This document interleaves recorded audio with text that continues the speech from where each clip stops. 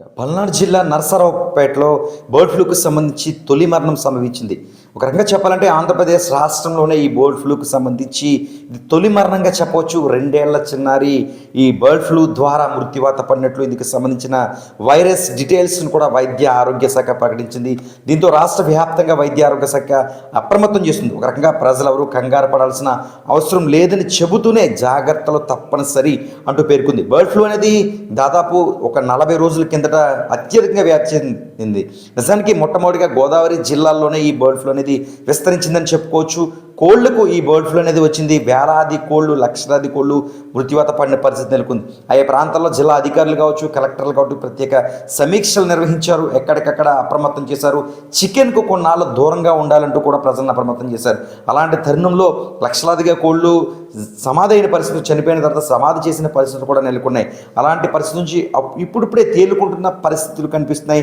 ఇలాంటి తరుణంలో ఈ నరసరావుపేటకు సంబంధించి పల్నాడు జిల్లాలో 2 ఏళ్ల చిన్నారి ఈ బర్డ్ ఫ్లూ ద్వారా చనిపోవడంతో చర్చ కొనసాగుతుంది. అమ్మో, బర్డ్ ఫ్లూ మళ్ళీ మొదలైందా, లేకపోతే ఏం జరిగింది, బర్డ్ ఫ్లూ కేవలం చికెన్ ద్వారానే వస్తుందా, అమ్మో ఇక చికెన్ తినకూడదా అనే అనుమానాలు మళ్ళా ప్రజల్లో కలుగుతున్నాయి. ఇలాంటి టైంలో అధికారులు కూడా ఒక క్లారిటీ ఇచ్చారు. నిజానికి దాదాపు పల్నాడు జిల్లాకు సంబంధించి 2 ఏళ్ల చిన్నారి దాదాపు ఒక 15 రోజుల కిందట నివాసంలో వారి ఇంట్లో ఒక చికెన్ శుభ్రం చేసే తరుణంలో వాటిని కోస్తున్న తరుణంలో చిన్న మొక్క పాపకు పెట్టారు. అంటే పచ్చి చికెన్ తీసుకున్న పరిస్థితి నెలకొంది. అనంతరం పచ్చి చికెన్ తీసుకున్న తర్వాత 24 గంటల తర్వాత జ్వరం, అదేవిధంగా ఎక్కువగా కోల్డ్ అంటే రొంప అధికంగా చిన్నారికి చేసిన పరిస్థితి నెలకొంది. దీంతో స్థానిక ఆసుపత్రికి చూపించారు. దీంతో ఈ వ్యాధి లక్షణాలు అధికంగా పెరగడం, నీరసం ఎక్కువైపోవడంతో పెద్ద ఆసుపత్రికి తరలించారు. నమూనాలు సేకరించారు. ఉన్నత పెద్ద ఆసుపత్రులకు తరలించారు నమూనాలు.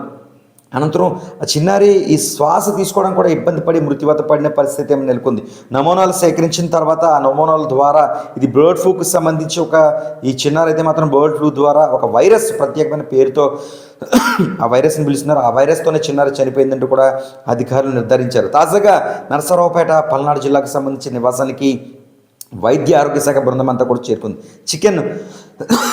ఆ చికెన్ ఎక్కడి నుంచి సేకరించారు, చికెన్ పాపకి ఎందుకు ఇచ్చారు, పచ్చి చికెన్ తినే అలవాటు, ఇలా ఈ విధంగా పచ్చి చికెన్ చిన్నారికి ఎందుకు పెట్టారు, ఇలా పలు విషయాలు కూడా క్లుప్తంగా అక్కడ పరిశీలిస్తున్న పరిస్థితి నెలకొంది. నిజానికి ఈ పల్నాడు ప్రాంతానికి సంబంధించి నరసరావుపేట సమీపంలో 1 కిలోమీటర్ల దూరంలో ఒక చికెన్ దుకాణం అనేది ఉంది. అక్కడి నుంచి చికెన్ వీరు తీసుకొచ్చారు. వాటిని శుభ్రం చేస్తూ కోస్తున్న తరుణంలో పాప ఎంతో ఉత్సాహంగా చిన్న ముక్క అడిగితే ఆ నివాసంలో చిన్న చికెన్ ముక్క ఇచ్చిన పరిస్థితి మాత్రం నెలకొంది. ఈ నేపథ్యంలో ఆ పచ్చి చికెన్ తినడం ద్వారానే ఇలాంటి వ్యాధి సమకూరినట్లుగా మనకి ఒక విశ్వసనీయ సమాచారం ఉంటుంది. అయితే అత్యధిక డిగ్రీలో ఈ చికెన్ ఉడికించి తింటే ఇలాంటి వైరస్ ఉండదని అధికారులు చెబుతున్నారు. ఏదేమైనా మరలా ఈ బర్డ్ ఫ్లూ అనేది ఒక భయాందోళన అయితే మాత్రం ఏపీ రాష్ట్ర వ్యాప్తంగా ఉందని చెప్పుకోవచ్చు. చిన్నారి మరణం మొట్టమొదటిసారిగా ఆంధ్రప్రదేశ్ రాష్ట్రంలో ఈ మరణం సంభవించడంతో ఇదెక్కడ వ్యాధులు అన్న భయాందోళన అయితే మాత్రం ప్రజల్లో ఉంటున్న పరిస్థితి మాత్రం నెలకొంది. నిజానికి ఈ వ్యాధికి సంబంధించి ఎలా ఉంటుందంటే ఖచ్చితంగా జ్వరం అనేది విపరీతంగా పెరిగిపోతూ ఉంటుంది. ఎక్కువగా విరోచనాలతో పాటు రొంప కోల్డ్ అనేది ఎక్కువగా ముక్కులోంచి నీరు కారడం అనేది అధికమవుతుంది.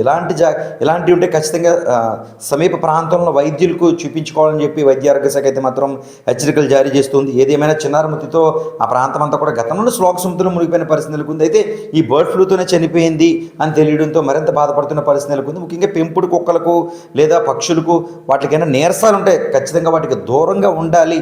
వాటి ద్వారా కూడా వచ్చే అవకాశాలు ఎక్కువగా ఉన్నాయి. ఎందుకంటే ఇమ్యూనిటీ పవర్ అనేది తక్కువ ఉన్న మనుషులు మరింత జాగ్రత్త వహించాలంటే వయసులో పెద్దవారు ఇమ్యూనిటీ పవర్ అనేది తక్కువగా ఉంటుంది. చిన్నపిల్లలకు కూడా ఇమ్యూనిటీ పవర్ అంటే కొంతమందికి చిన్నపిల్లలకి ఇమ్యూనిటీ పవర్ తక్కువగా ఉంటుందని కూడా చెప్పుకోవచ్చు. అలాంటి వారు కూడా జాగ్రత్తలు వహించాలంటే వైద్య ఆరోగ్య శాఖ హెచ్చరికలు జారీ చేస్తుంది. ఏది ఏమైనా రాష్ట్రానికి సంబంధించి ఈ బర్డ్ ఫ్లూకి సంబంధించిన మరణం సంభవించడంతో అధికార యంత్రాంగం అంతా కూడా ప్రత్యేక ఆదేశాలు ఎక్కడికక్కడ జారీ చేసింది. జాగ్రత్తలు తీసుకోవాలని చెప్పి సూచిస్తుంది. భయపడాల్సిన అవసరం ఏమీ లేదు.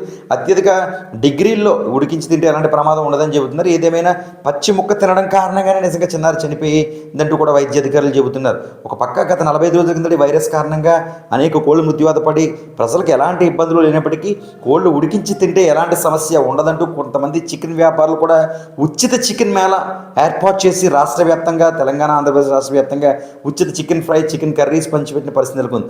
అలాంటి తరుణంలో కూడా ఎవరికి ఎలాంటి బర్డ్ ఫ్లూ సోకలేదు. అయితే పచ్చి చికెన్ ఖచ్చితంగా కోడికి సంబంధించి దాన్ని ఉడికించకుండా తింటే మాత్రం ఇలా వచ్చే అవకాశాలు లేకపోలేదు, ఇప్పటికైనా సరే ఉందని చెప్పుకోవచ్చు. ఏదేమైనా ఈ బర్డ్ ఫ్లూ నేపథ్యంలో పచ్చి చికెన్కి తినే అలవాటు ఎవరికైనా ఉంటే ఖచ్చితంగా దూరంగా ఉండాలి. అత్యధిక ఉష్ణోగ్రత 7 డిగ్రీల్లో వాటిని ఉడికించి మాత్రమే తినాలి. ఏదేమైనా రాష్ట్రంలో తొలి మరణం అయితే మాత్రం బర్డ్ ఫ్లూ ద్వారా సంభవించిందని చెప్పుకోవచ్చు. అప్రమత్తంగా ఉండాల్సిన అవసరం ఎంతైనా ఉంది.